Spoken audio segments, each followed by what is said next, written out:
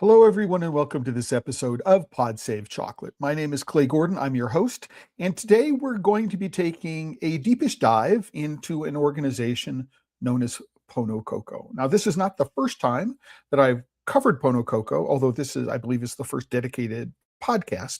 I have done a couple of other episodes on them. And the point I want to make here, and this is a follow-up on many of the things that I have done, is to provide you with some tools that you can use to evaluate the claims that are being made on websites that you might visit. And that's the point. This is how I go and evaluate things. But because there's some history here, I'm going to do a deeper dive in some areas of that. Before we get into today's episode, I want to remind everybody that this episode of Pod Save Chocolate is sponsored by the members of the Chocolate Life. This is the homepage of the Chocolate Life right now. You can go click on the join button to support the work we're doing here. There's always been a free membership since 2008 when I started. But if you do have the resources to support the work, there are memberships which begin at $5 a month. Higher levels provide access to consulting. And so if you do have the resources to support what I'm doing, your support is greatly appreciated. I also want to point out that you can go into the comments, whether it's on YouTube, LinkedIn, or Facebook, and you can just let me know where in the world you're connecting from. Or if you would like to, you can give me a quick shout out for a question and say, hey, Clay, I'd like to know about X and Y and Z. If you have any questions or comments about any of the things that I'm going to be talking about during today's episode. And with that, I want to just do a real quick switch and point out that for every episode of Pod Save Chocolate, I create a post. And this is the post for today's episode, right? And what you can do is you can scroll through this post, and you can find links if you're watching this after the fact, you can find links. If what you'd like to do is you'd like to follow along, there's a QR code which is appearing on the screen up above me right now. And if you do have two devices, you can listen on one and you can follow along on this post during the episode. But I want to point out, you may see that like sort of behind me is this navigation here today. And the reason why I'm showing the navigation is I have lots of things that I cannot show you because they're not URLs, right? They're files which are on my local computer, which I'm going to show you in my browser. And so it just made sense for me to organize things in the background using the navigation that you can see behind me. But nonetheless, I want to start with this idea that I was reminded about Pono Cocoa because this notification which showed up on my phone in the last week. It's just someone maybe on TikTok and it said Pono Cocoa. And I said, I haven't heard from them in a little while. Why don't I go find out what they're doing? So I went and visited their Facebook page. And what I did is Pono Cocoa is a nonprofit organization founded by Ethan Swift from Hawaii, Nelson Donkar, Nana, which is an honorific for a tribal chief in Ghana, and Paolo Bottana from Italy to eradicate child slavery and abuses in cocoa farming. This is their Facebook page. There's a link to this Facebook page in the post. And what we do is they find that they have 1,000 followers and 111 people that they follow. All right. So here's where we're going. So here's where their Instagram profile is. They've got 1,890 followers. They're a nonprofit organization, the Earth's only food label for slave-free, not-for-profit charity, 501c3, certified human rights consultant, 185 certified somethings, and a link to a GoFundMe. And then let's say here is their LinkedIn account. They have 5 followers. Now, I'm not among those followers because the founder of Pono Cocoa banned me, so I can't follow him, at least on this account, at least on LinkedIn. And there's a long history there. But here's a quick overview of what Pono Cocoa claims about itself: that it's a nonprofit organization, that it is the only certified organization that's doing what it is that they're doing, and they have a goal of eradicating child slavery. I have written about them, as I mentioned. There are 2 previous posts about Pono Cocoa, one in 2021 and one in 22. I want to go to the 2021 post first. And you'll notice that this is one half of the image. So I use one half of the image for the featured image is from this post. So I want to go and I want to scroll down to the bottom of this page. And not entirely sure what the delay is, but I want to scroll down to the comments on this page. And you can see there's a real deep dive. And if you're at all interested in this, what I want you to do is go read this post because I think it's important. But what I want to do is I want to point out something interesting here, which is, so you may be familiar with a Seattle-based business called Chocolopolis, a woman by the name of Lauren Adler. We all know this, which is why I respond to this. But then there are a series of anonymous comments. Now, these are not active. Normally, I'm the administrator and I would be able to connect through to who the account is that did this. But I had a third-party commenting system for a while. And when I moved from the third-party commenting system to the internal commenting system, I lost the connection. There was no way to maintain the connection about who entered these comments into it. But what I can tell you is that these comments here, which are from anonymous, right, are actually from one of the founders of Pono Cocoa. And it says, Clay, you are officially being sued. I have pressed charges and you will get your cease and desist soon. Save yourself the time and take down this defamatory post now. Defamation is illegal. You never asked for my permission to publish. And he repeated that twice in the same day. And then there's another post. This is from Ann Riggs, who's the founder of Slave-Free Chocolate and maintains it to this day. So Ann, I responded to her. And then I get another threat. I am suing Clay for defamation. That's what defamation. That's what this article is. Why support it? Pono is not even a word in any language. Do you know he never told me he was going to publish our talk? That's illegal. I'm suing Clay. I mean, he repeats it, right? And then a little while later, Candy is a member of the Chocolate Life. I respond to that, and then he responds twice. Again, Clay is being sued for defamation. David Greenwood Haig, who used to be a co-presenter with me in the Chocolate Life for Clubhouse. This is happening around that time. And I'm then, Clay, you're not off the mark here. It's important to know how robust the claims are the companies make, right? And then the founder, right, says Clay has engaged in defamation and I will be pressing charge. Pono not a word in any language. So and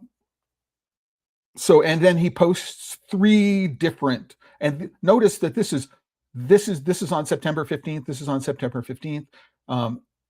So he's posted 1, 2, 3, 4, 5, 6, 7, 8, 9 times in one day. So you need 9 comments in one day, all of which claims he's suing me. I can tell you that I was never sued, right? There was never any legal action taken against me because none of this is actually defamation as he claims. I'm going through and doing a point-by-point analysis of what's going on the website. There's a point-by-point analysis, right, where I go and I say that was, and these are all my opinions, right? And some of the conversation that is referred to, right, our conversation, it was actually posted on Instagram. They were public. I don't believe I've ever had a phone call with Ethan Swift, who is one of the co-founders, right?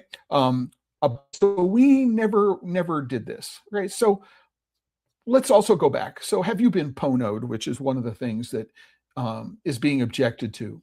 The word pono in Hawaiian means righteous, right? And ponoed is just a pun. It's a play on language. Have you been ponoed, right? Have you been righteous in a sense? And so, you can have righteous indignation, and this is what it's all about.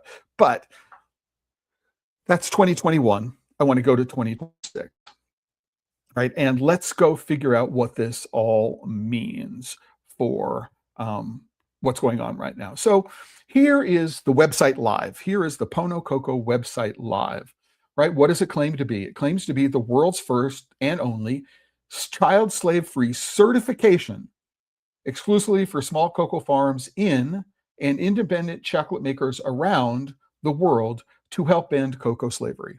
That's the claim, the world's first and only child slave-free certification. right? So, and it says they're 501c3 tax exempt. It turns out that that claim is now true. What you can do is you can go, as I did, as I went to the IRS website and I said, is there a final letter? What is the status of their tax exemption? And it turns out that on March 7th, 2024, right, Pono Cocoa, right, received their final letter from the IRS saying they are, in fact, a 501c3 tax exempt organization. That was not the case in 2021. They did not have their tax exempt status in 2021. They were using what's called a fiscal sponsor to accept the donations on their behalf, but they were not. So it's great. This is progress. They are, in fact, a registered 501c3. Good thing. However, all right, there is a pattern that they go into. So here is the Hawaii Business Express where you can go in and you can look up the status of registration of companies. So Pono Cocoa is a registered business in the state of Hawaii. We can find out who the agent names. So when I say Ethan Swift, I'm not outing anybody. This is publicly available information, right? With an address, and it's organized, and it was registered in 2021. Now, if we were to go to the Wayback Machine, would they be a registered 501c3 prior to March 2024? I didn't do that research, but one can. They wanted to do this. But one of the things that you'll notice is that they are delinquent on their 2025 filings. So they have not made their business filing for 2025, and they have a habit. Their 2022 filing was filed in 2024. So they have a habit of being delinquent on their annual filings. So don't know what the status of it is right now. If I wanted to pay money, we could download the articles of incorporation. But I just wanted to go that they now claim to be 501c3 tax exempt. They are, right? So they are certified 501c3, non-for-profit, definition put, origin Latin. Latin pronounced pono, meaning put, because we put human rights in cocoa. I haven't actually, looked that up. Because in my original conversations with this, again, correspondence, not phone conversations, the discussion was around the word pono, meaning righteous, and that's where the word righteous come from when they talk about the organization. Let's take a look at something else. Let's go to the bottom of the page. And what we find is copyright 2018 to 2024. So the site is hosted on Wix. And so if it is in fact a Wix site, this should be automatic, right? So that should say 2026. If this is manually done 2024, that indicates that maybe there hasn't been a whole lot of attention paid to this site in the last 2 years. And I also want to point out that they are entirely funded. Donate now. We have 501c3 exemption status. It's their link to their GoFundMe, and their GoFundMe is not active. So we can't actually go and examine how much money they raised from the GoFundMe while it was active. And I don't believe that there's any place on the website that says, here's how much money we've raised, right? You would have to go to a portal that reports on nonprofits to find out where their IRS filings are in order to figure out how much money they've earned and where that money has gone according to their registration. So we have that. Here's a link to PayPal. So this PayPal link used to be their fiduciary sponsor, that they have a mechanism where you can give the money to PayPal and then PayPal accepts the money, right, as a 501c3 affiliate, and you can pass it along, right? So they haven't kept this up. This says 2024, and there's no information about their GoFundMe. So there's no transparency about what the results of their GoFundMe were. So just something to consider. So volunteer with us, become a sponsor today. This is a link to a Typeform page. I'm not going to go there right now, but here's a link to the official Pono Cocoa list. And this is where I want to start, right? So number one. So This says, thank you to slavefreechocolate.org, right? But it turns out that this is not a link to slavefreechocolate.org. It's underlined, but you would actually have to go copy slavefreechocolate.org into another browser tab in order to. So they want to thank you to Slave Free Chocolate without actually making it easy for you to go there. It's a small point, right? And they are acknowledging where the source of much of their data came from, right? But so thank them for their groundbreaking work on the original 185 plus slave-free cocoa brands. And here's their list with our additional certified Pono Cocoa brands and farms. Here is the largest and most up-to-date list in the world. Let's go to the bottom of the page. 2024. So it's at least a year and a half out of date, right? But we don't know. So here's where things get really, really crazy, right? So this first one, Alan, is not linked anywhere. You can't go to Alan chocolate. You can't go to Amika chocolate in Thailand. You can't go to Akason's, right? You can go to Aloha Fields, all right? And what you find is that Aloha Fields is no longer in business. It's no longer active. I could do some work and find out if it was still a registered business, but we still have this issue, which is that Aloha Fields is not a viable URL anymore for one reason or another. Now you can't see this but right, I can, but Alma Chocolate is also out of business, right? So they haven't done any recent look at how up to date their list is. So again, you're seeing, I have a highlighter application and it's doing this. So we have here Amano Chocolate USA, right? And AO Cacao New Zealand, but the AO Cacao New Zealand link goes to Amano Chocolate.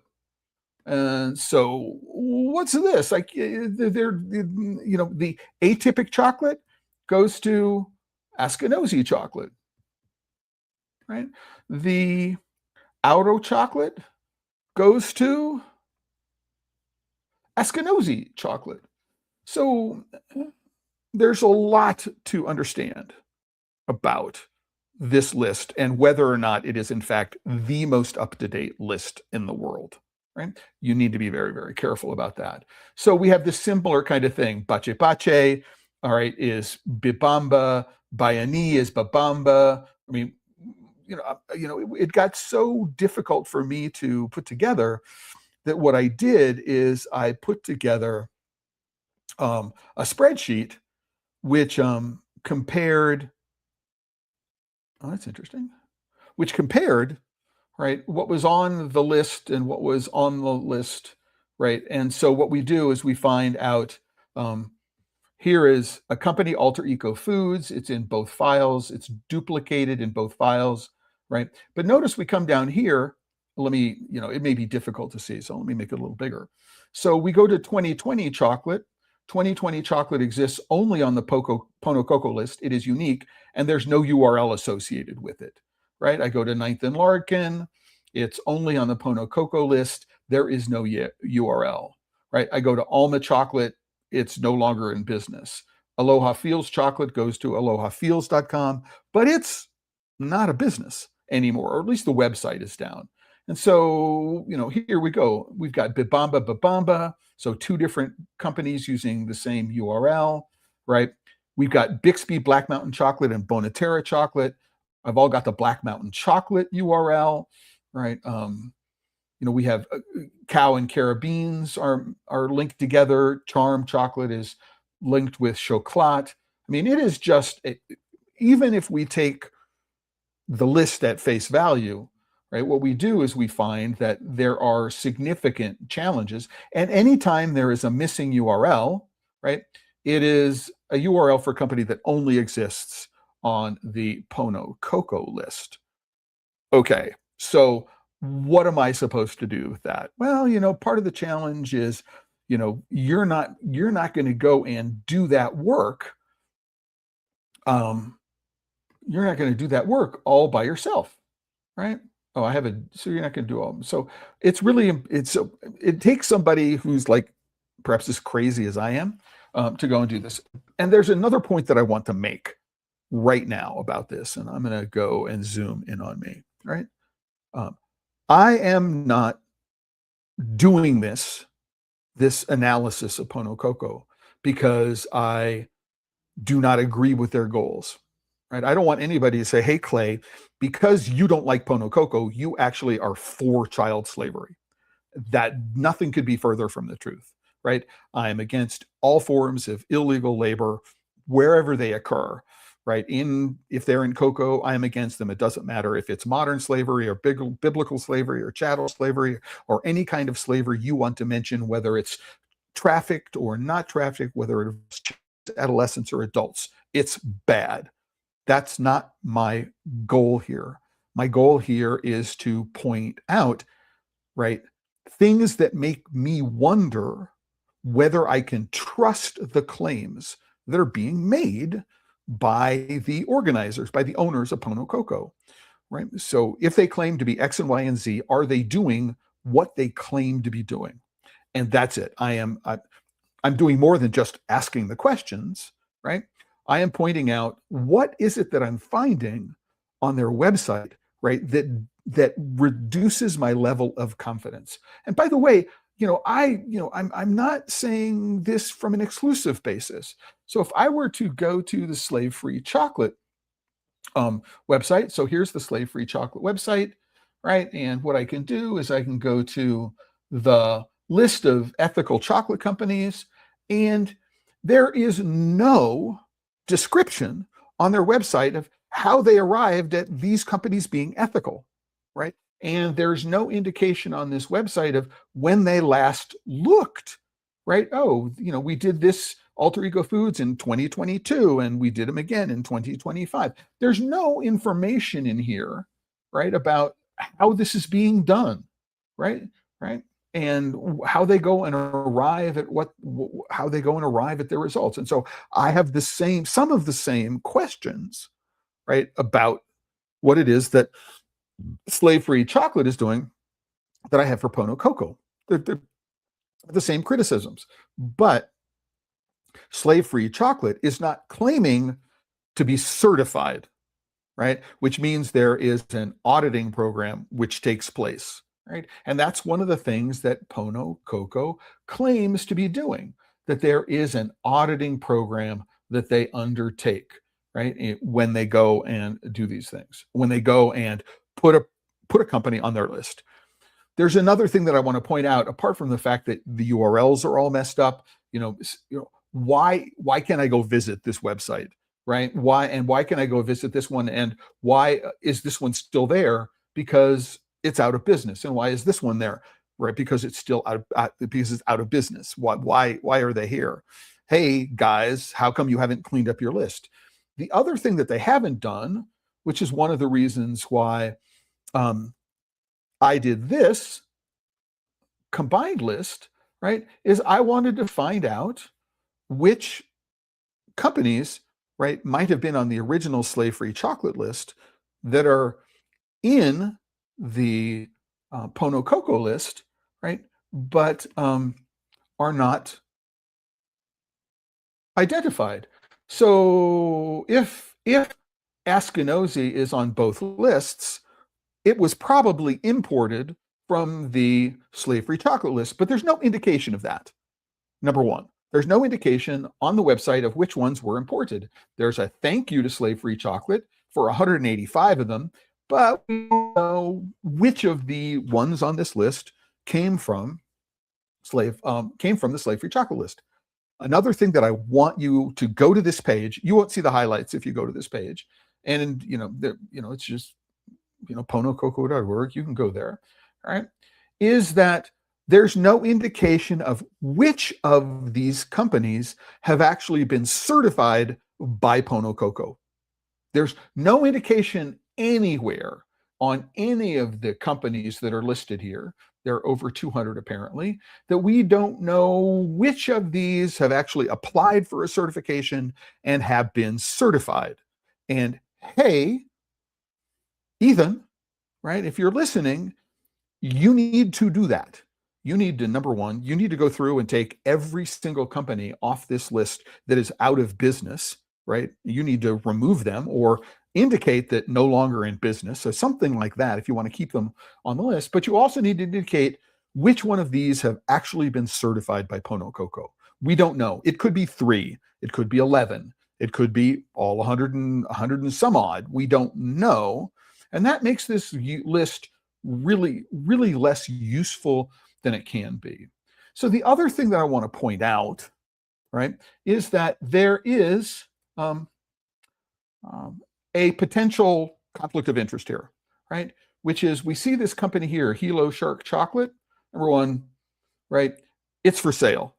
But I do know that there is a relationship between the founder of Pono Cocoa and a company called Island Sharks, right? And he uses it all over social media. And so if we go to Island Sharks Chocolate, what we do is we find out, oh, here's the founder, right? Here's the founder, Ethan. And we say vegan, slave-free, Island Sharks, Hawaii grown and made, slave-free and Black-owned. And then we also come through and we find out that there are other attributes that are made. So one of the things that we don't see is we don't see that, hey, right, on the list of chocolate makers, which are on the Pono Cocoa site, is the fact that there is the founder of Pono Cocoa is one of the owners of this company. So there's no conflict of interest statement or any kind of indication of what's going on here. And by the way, I mean, everything he does is in Hawaii. And so while there is no illegal labor going on that I'm aware of in cocoa farms in Hawaii at this time, making the claim slave-free trivial, right? Just to point that out. Hey, Ethan, if you were interested in solving this problem, what you would be doing is buying as much of the cocoa that you're using as you possibly can from your certified slave-free cocoa farms that are in places where illegal child labor and slavery is in fact something that happens all the time, right? Personal hobby horse of mine. But it's really, really important to know that what's going on here. The other thing is, just like they claim they publish their lab results. Here are their lab results. This is an edited table of lab results. We actually don't have the actual report here, right? And we don't know who produced the report. And so I'm not saying that they are misrepresenting the results of their lab reports. I'm just saying there's some really important context, which is missing from what it is that they're presenting here. So we need to be very, very careful when we go and look at what people are claiming, right? What people are claiming for what they're doing, and finding out if in fact what the set of relationships are between people. So you have to go through this list and you have to go through and figure out what's going on with them. There's also, you see this company here, Hawaiian Vintage Chocolate, right? There's a lot of controversy around this company and about its ethics and the way it conducted business. And I haven't linked to it yet, but I will be adding this link in the post for today's episode after we get done, is that Carla Martin, who is now the head of the International Cocoa and Chocolate Research, ICCR, the Institute for Chocolate and Cocoa Research out of Harvard, right? With a group of people, published this deep dive into Hawaiian Vintage Chocolate and its founder, Jim Walsh, right? And however, the cocoa growing project did not materialize as planned, and Walsh was sued first by Hershey. Hershey won, and then in a series of additional lawsuits throughout the 1990s, making him a habitual defendant. Here's a list of 7 additional hot lawsuits naming Walsh as a defendant. Hershey, GEC, Bank of Hawaii, First Interstate Bank, another one, right? And then there's also a series of lawsuits going forward during a partnership with Deepak Chopra around intentional chocolate. So if we think about the sort of what does it mean to be a company on this list, and there's a definitions page on the Pono Cocoa website. It's ethicality, a rule or habit of contact with regard to right and wrong, or a body of such rules and habits. It would suggest to me that all of the behavior of Hawaiian vintage chocolates suggests that under Pono Cocoa's own definitions, that they're probably not an ethical company, right? And so why are they on this list? I am really confused why they're on this list, right? And again, I haven't put the link to the intentional deceptions post on Bittersweet Notes on the episode for today, but I will do that after the post is over.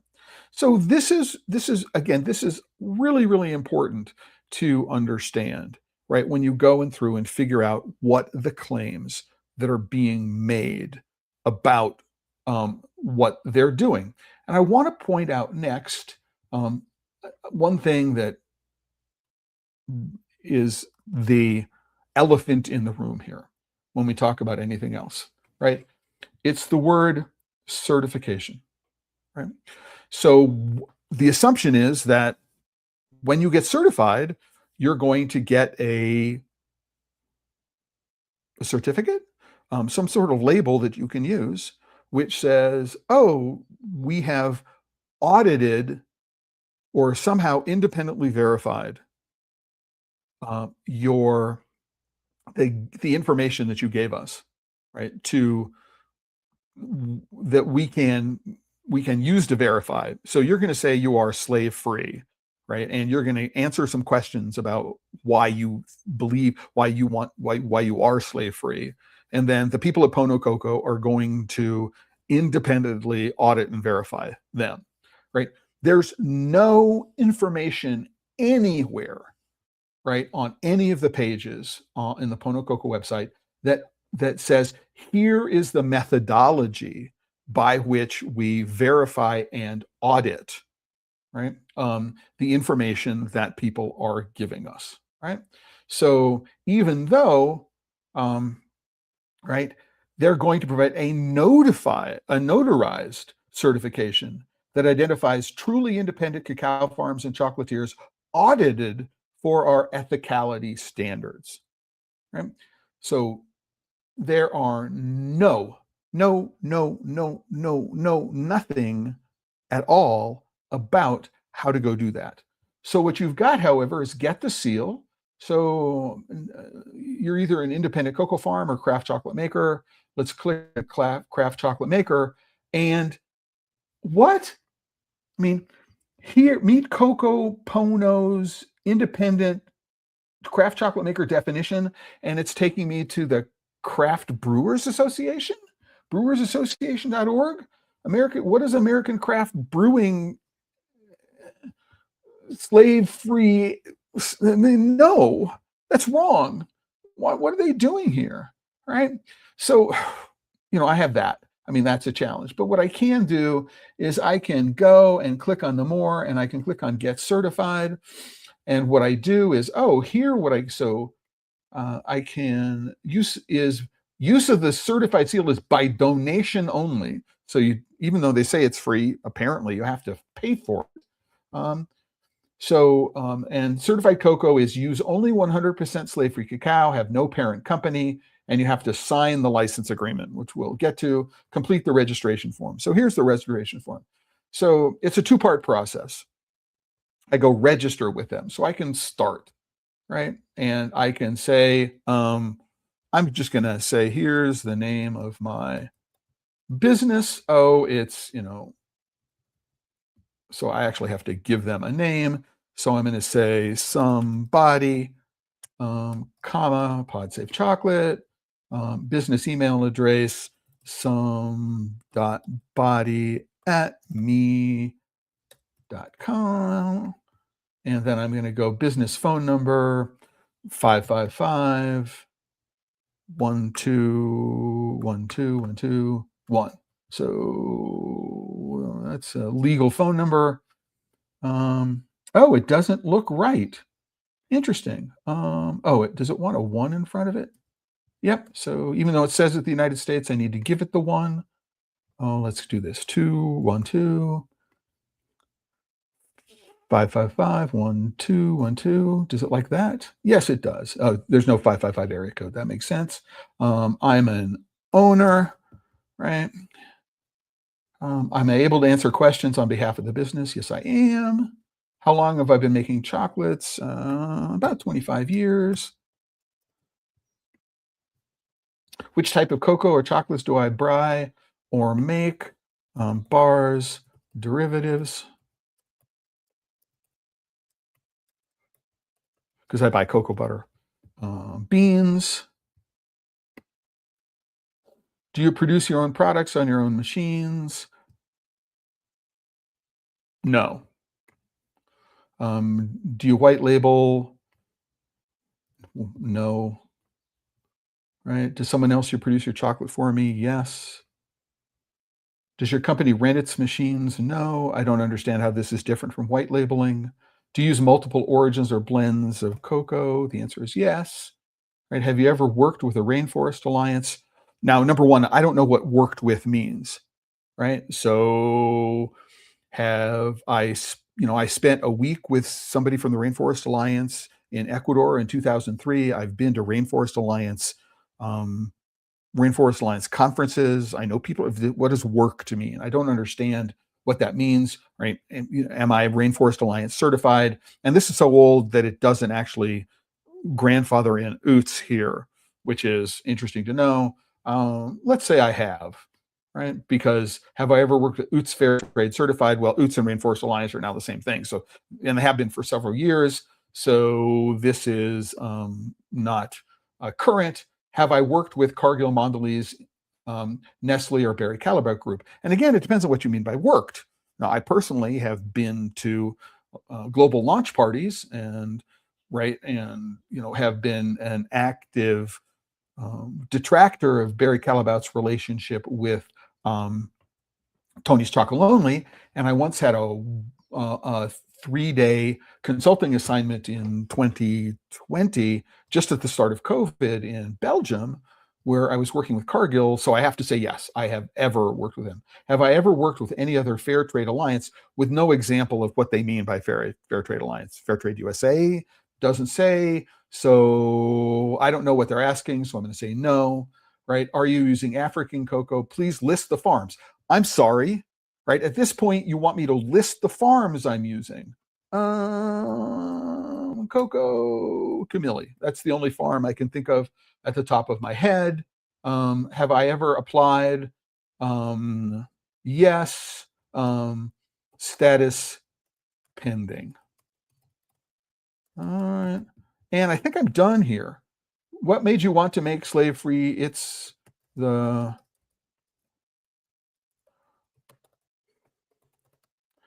thing to do, right? And this is the application process. How and where we'll use this, just labeling. All right, so that's how I'll use it. Am I able to provide full transparency for every single step if you're a supply chain, if asked?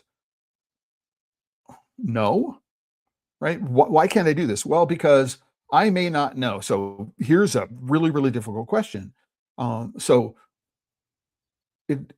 for example, do I know who is the owner of the container, right? Who's doing the shipping from whatever country, whatever producing country to the United States? For example, maybe it's LLC, less than LCL, less than container load onto a container that's owned by Ecom, right? So there are a lot of people who do that, right?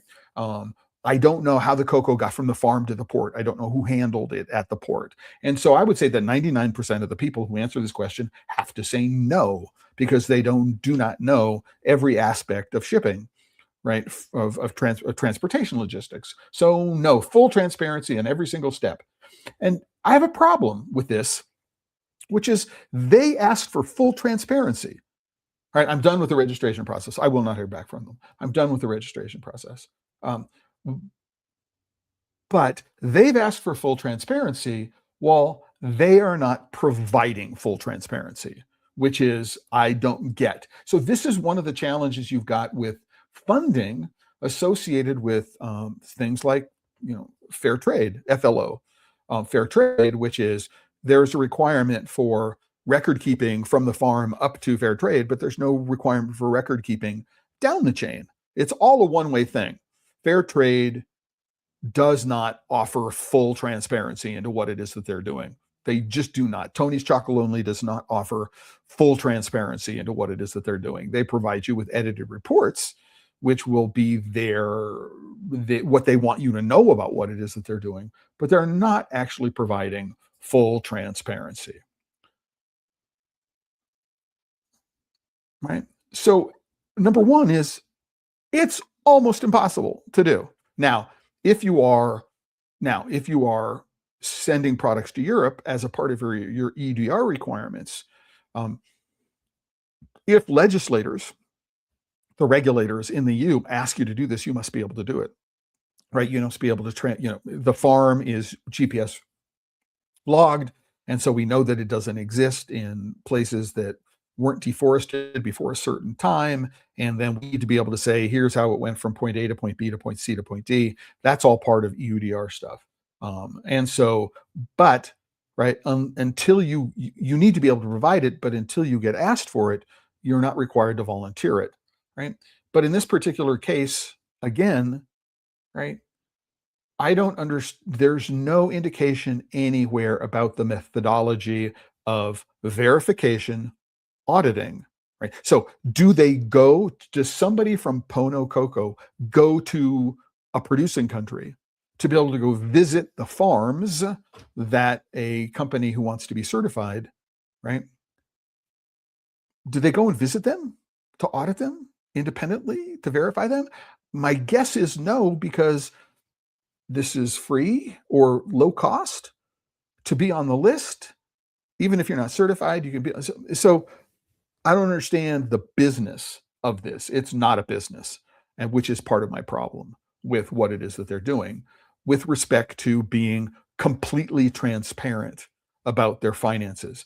If they raised thousands of dollars for their GoFundMe, what did those thousands of dollars go to, right? Where was that money spent? Now, if we go take a look at their final letter, 2024, so in March, so they would have had, so the effective date is February 29th. They have an accounting period of December 31st, and so a Form 990, so they're required to at least file some provisional information with the IRS, which a portal, a charity portal would be able to, like GuideStar would be able to get at, right? But the recounting period is December 31st. So we don't find anywhere on the Pono Cocoa website anything about how they spent their money in 2024 or in 2025. So they were required to file a 990, right, on December, by no later than December 31st or for December 31st, 2025. And we don't have that, right? So, okay, that's okay. I would need to go to follow up and find out what it is they're doing. But at the moment, there's no indication of where they are spending their money, how they are spending their money. And that's what I would like to see, right? Before we get done with this, I want to talk about one more thing with respect to what they're doing and what they're saying. And that is they publish on their website a boycott list, right? And this is an image of the boycott list. And what you'll notice here is that what I've done is I have color coded some things, right? And I've color coded some things because I believe they are mistakes that have been made. So the first one, Lindy, I believe that's Lint, right? Not Lindy, number one. So Mars, that's Mars Incorporated. That's fine. But what we do is we find Mondelez International. But what happens here with Mondelez International is that Mondelez owns a whole bunch of other brands. So are we boycotting Mondelez International, or are we boycotting Hugh Human? because Mondelez owns Hue, right? If we think about boycotting Barry Callebaut, well, Cacao Berry is a brand of Barry Callebaut, right? We've got that. And then, Tony's Chocolonely, why are we doing that? Right? There's, we don't understand the relationship. And then there's all these other things. We got brands. Why are we green? Green is misspelled. Green, by the way. It's Green and Blacks. It's Max Brenner, Brenner, not Bremer. We have Christopher Elbow on this list twice, right? Once is because once it's misspelled as Christopher Elbow, not Christopher Elbow. Right, so it's here's the boycott list, and I put it in a spreadsheet because I wanted to figure it out, right? So Cadbury is on the list twice. Cadbury is owned by Mondelez. It's Charleston Chews. It's misspelled. It's Charleston Chew. They're owned by Tootsie Roll Industries. Christopher Elbow is on there twice. Christopher Elbow is on there twice, but once it's misspelled as Christopher. And then we have a whole bunch of things like some of these things are products. Some of them are brands, some of them is a company, right? So a processor. Some of them are in the confectionery space, some are in ice cream, some are in coffee, some are in wholesale ingredients suppliers. Then, it's like, oh, we've got Dairy Queen, which is owned by Berkshire Hathaway, but Berkshire Hathaway also owns See's. And so See's has most of their chocolate manufactured for them by Guittard. And Guittard is not on this list, but is it on the bigger list? Pono Cocoa. Let's go to the list. It is. Guittard is on this list. All right, but there's no mention of the relationship. So what's going on with the Berkshire Hathaway thing? And that's not affected. So there's a whole lot of stuff that's going on here. But, Ghirardelli is misspelled. Green and Blacks is misspelled. But you got this weird thing. Why am I doing a boycott on Voodoo Donuts, not Vortex Donuts, but Voodoo Donuts, which is got 25 locations. Stumptown Coffee has got 4,000 locations. Tim Hortons has over 5,000 locations, 700 in the US. It's not Shake Shake, it's Shake Shack, right? Russell Stover is owned by Lindt. And so there's a whole lot of stuff that's going on here. I just don't understand, right, how this list is organized. Blue Bottle Coffee, how many retail locations? Nespresso, isn't it owned by Nestle? Keurig is owned by Keurig Dr. Pepper, which owns Yoo-Hoo as a brand. Yoo-Hoo is on here somewhere, right? So LA Burdick, so it's just this really, so Godiva is owned by it's a brand which is owned by Pladis, which is part of Yildiz Holdings. So I don't understand. Number one, we don't have all the chocolate companies in one place. It's not an alphabetical order. There are duplicates, right? There are no set of relationships between who is who. Entenmann's is misspelled. We got a bakery here. Dunkin', it's Dunkin' Donuts or Dunkin' Brands, right? And what's their relationship to Baskin Robbins, right? They're actually owned by the same company. And so there's a lot of stuff and Seattle Chocolate Company, plural, not companies. So it's Tootsie Roll, not Rolls. So Harry Specter is this really small company in the UK that helps, autistic people, gives autistic people jobs in chocolate. And why are they on this list? And it's like one small company. I can understand Mondelez with all the sub-brands that it owns, right? Right. Kraft and Cadbury. Mondelez, because of acquisitions, owns Green and Blacks, right? Which is interesting. It's not Necco Wafers. Necco Wafers is a product. And has no chocolate in it, no cocoa in it that I'm aware of. Necco is the New England Confectionery Company, right? So what's this all about? So this just represents, right, I think a sort of fundamental misunderstanding of what the chocolate and cocoa markets look like and who we should be saying, we want you to change what it is you're doing.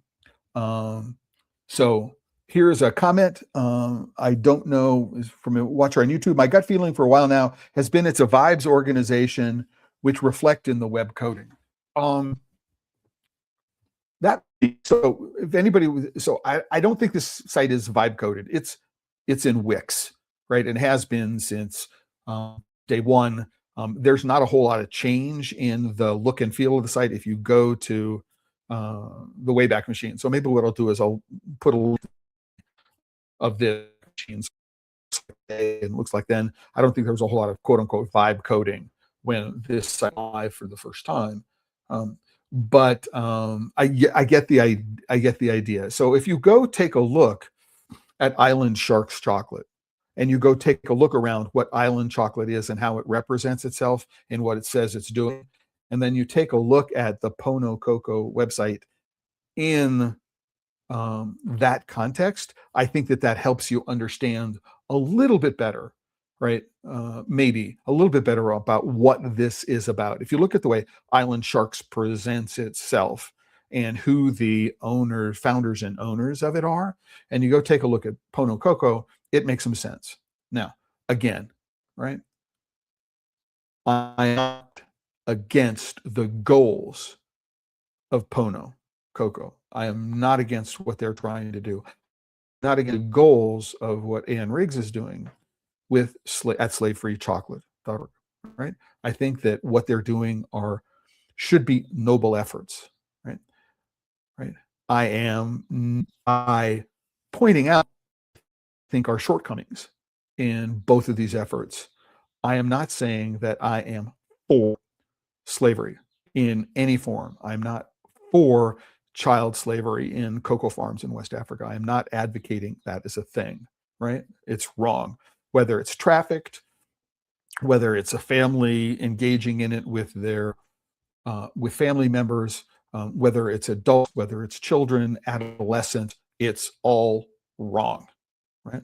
That's not what it is that I'm doing here, right? What I want to do is I want to help everybody when they go to a website like this one, right? So here is the page of Pono Cocoa. When they go to a website like this one, they can go and have a better idea of how to evaluate the claims. So they're the world's first and only child slave-free certification. So we need to examine what certification is, right? What does it mean to be certified? How does one get certified, right? Right. So, yeah. Oh, Jin Kim. So, yay. Hey, Jen, I didn't recognize it. So I'm not against what they're doing either at all. Just need to tighten up on their sloppiness. Right? They need to tighten up on their sloppiness. Why do they need to tighten up on their sloppiness? Because every little mistake and oversight they make on their credibility.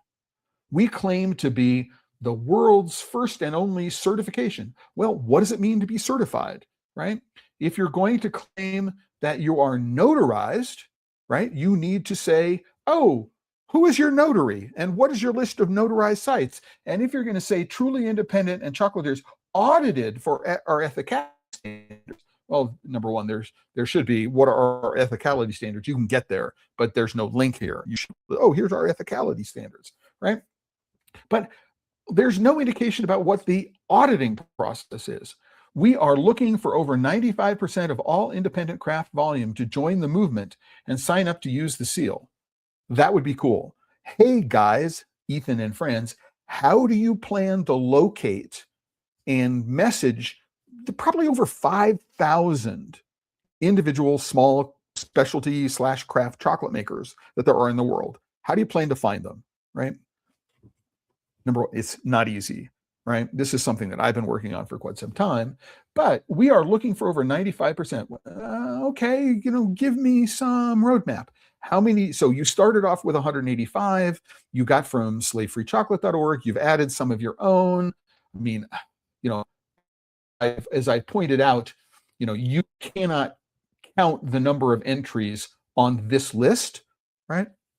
And say, this is how many there are. But nonetheless, what it is that I've done is I have downloaded the list, not this one. I have downloaded the list, and now I have a complete list of the companies that are on this, and I've got duplicate, yay, right? So I know which ones came from Slave Free Chocolate and which ones are unique to Pono Cocoa, and that's interesting. And there are 254 names on the list, but they're, you can see here is that Violet Sky and William Chocolate and Field Shelter, right? There's no URL to them. So there's no follow up. And again, we don't know which one of these companies, right? Oh, so not all of these are on the Pono list, right? Some of them are unique to the slave-free chocolate list. So there has been some updating of both lists. And by the way, I did this in 2021. So I said, here's the Pono Cocoa list in 2021. And I have somewhere a copy of which one of these came from the slave-free chocolate. And so what I could do is I could compare the 2021 list with the 2026 list. Figure, okay, which were on the list in 2021 and which were on the list in 2026. Right? But you're going to go here and you're going to say, you can't just do a simple count of these, right? And find out how many are in this largest list, because, at least, half a dozen of them just very, very quickly are no longer in business, right? And which is really, you just click on the URLs. Not every single one of these companies has a URL. So where is Atkinson's single estate located? Not in Austria, in the USA. These all go to the same place, right? So I don't understand. So it's a, oh, and by the way, go take a look at this. How many companies on this list that are located in the state of Hawaii have links to them, right? And what you'll do is you'll find that all of the companies that are related to island sharks, I believe this is the case. All of the companies that are sort of in the island sharks. So Aloha Fields, I believe at one point was part of in the island sharks / Ethan Swift sphere. How many of the companies that are located in Hawaii are linked to? I know Manoa is, right? But if I were to go find another company in Hawaii, so Hilo Sharks is, Honoka Chocolate, it is, but why is Honoka Chocolate, why is it connected to a company in South Africa, Honest Chocolate in South Africa? I mean, is it just laziness? I don't know. Is it sloppy? Absolutely, right? So if there are even 5% of companies on this list that are incorrectly, you cannot go to their websites, right? That reduces the confidence, right? It reduces the credibility of what's going on. Lily Bell Farms is out of business. Madu Chocolate out of business. Madre, I mean, it's in Hawaii. Madre Chocolate. Nat Bletter, right? Maker of one of my favorite chocolate bars from Hawaii, the Triple Cacao Bar. They're not listed here. You can't go to their website. In Hawaii, Manoa is in Hawaii. You can go there. I believe it's the last one in Hawaii, but go take a look, right? Original Beans. One of the things that's interesting about Original Beans is that as part of the process, the chocolate made for them, chocolate for them is made by Felklin, right? And Felklin is not on this list, to the best of my knowledge. They are. It's not even in alphabetical order. FR before FA. It's also, this is misspelled. It's Frisholm, Friis, not Friss. So, gotcha. So absolutely, Jen, I am totally down there, totally down there with you, right? Right. What I will say is I want efforts like this to succeed.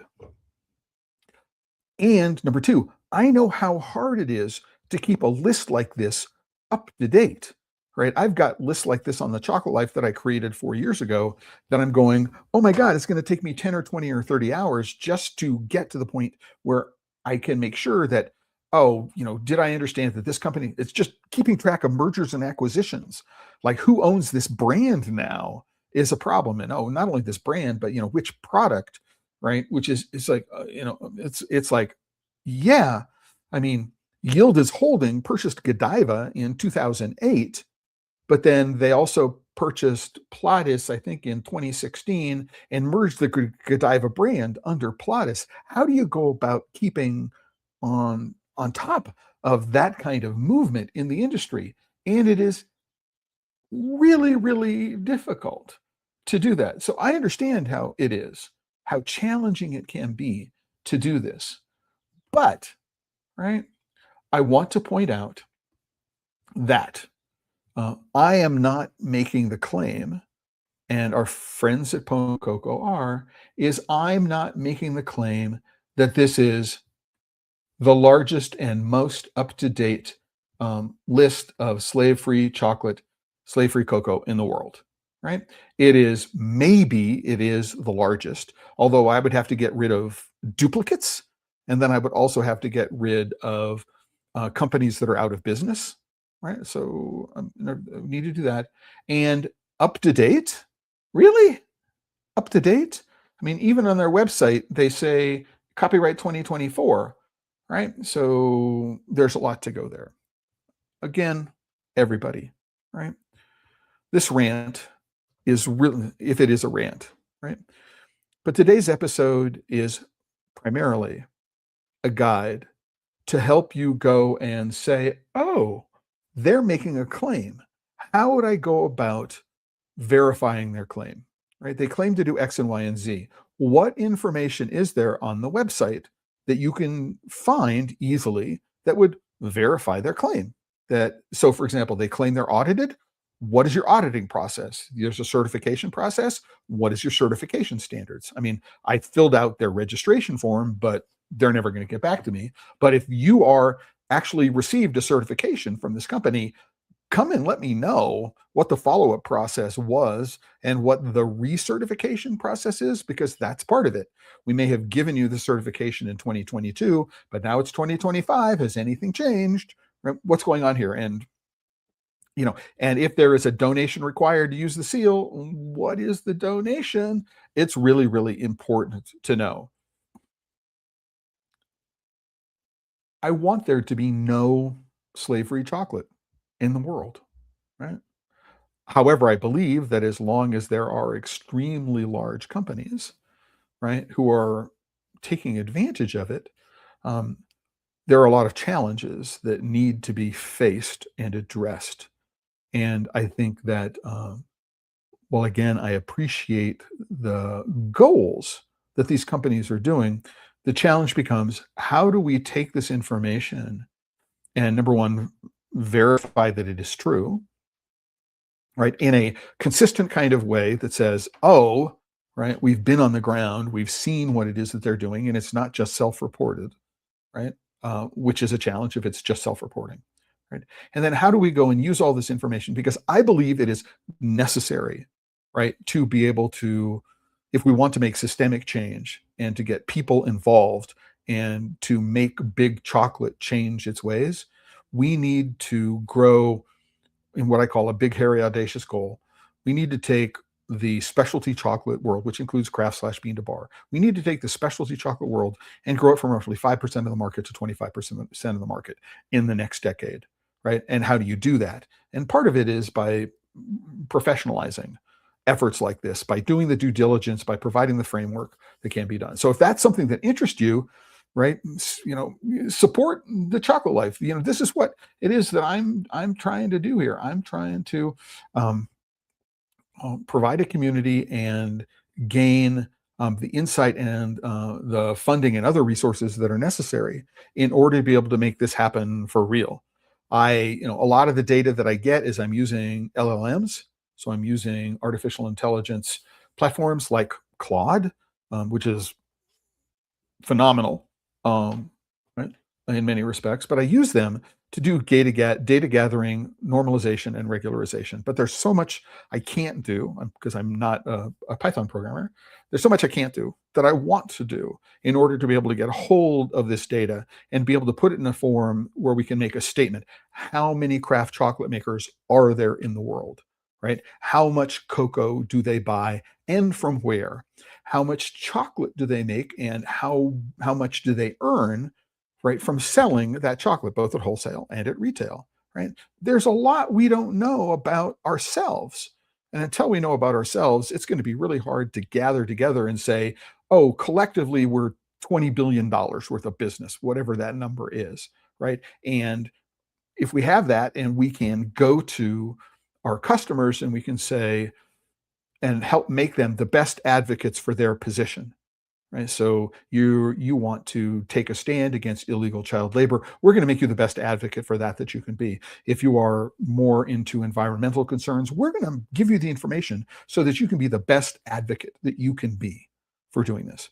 And so this begins, my belief is, with a strong understanding of who is involved in the specialty chocolate and the specialty cocoa industries. And from there, we can build things up, right? And the work that is being done by organizations like Slave Free Chocolate, the work that's being done by organizations like Pono Cocoa, these are things that we can lend resources to, right? And so we can make them more effective advocates for the things that they care for, to be able to provide the data-driven understanding of where the market is that they're currently lacking. Anyway, that's my big, hairy, audacious goal for 2026, is to start working on that. If that's something you'd like to support, otherwise, what you can do is you can go to the Chocolate Life and you can click on the join button. There's always a free membership, right? There has been since 2008 when I founded the Chocolate Life. There's still a free membership, right? And just having you on the newsletter and my being able to communicate with you and you coming to the website and reading the posts is valuable to me. While I'm saying that, if you're not already liking the PodSafe Chocolate channel, you haven't done a thumbs up on this video on YouTube, you're not following me on LinkedIn, you're not following me on Facebook, you're not following me on Instagram, you should go and do all of those things, right? Including commenting on today's episode.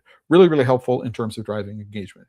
However, if you do want to support the work I do, first little is $5 a month, which provides you with premium content access, or there are yearly plans beginning with $42 a year. The higher level plans provide you with consulting hours, right? And you can ask me questions. How would I go and develop marketing messaging around this slave-free message? If that's what you want to do, I can help you do that. How would you go about talking with the public? And then how would you go and do your own internal methods for determining if you can make the claims that you're making, right? If that's something you're interested in, you can go and join. So the leader level is 1 hour, the champion level is 2 hours, and the guru level is 3 hours. And from a consulting perspective, it takes somewhere between a 20 and 30% discount on individual consulting hours, right? And you'll get listed as a supporter of the Chocolate Life, with a reminder that this episode of PodSafe Chocolate does have a post. And I am going to update the post with a couple of things, one of which I'll have to go and listen to the playback in order to remember exactly what I said I would update. But there is a link to the business registration. You can't access it via VPN. This is the homepage of Pono Cocoa. It renders really weird, so you have to click on the link down here, not on the card, in order to go take a look at it.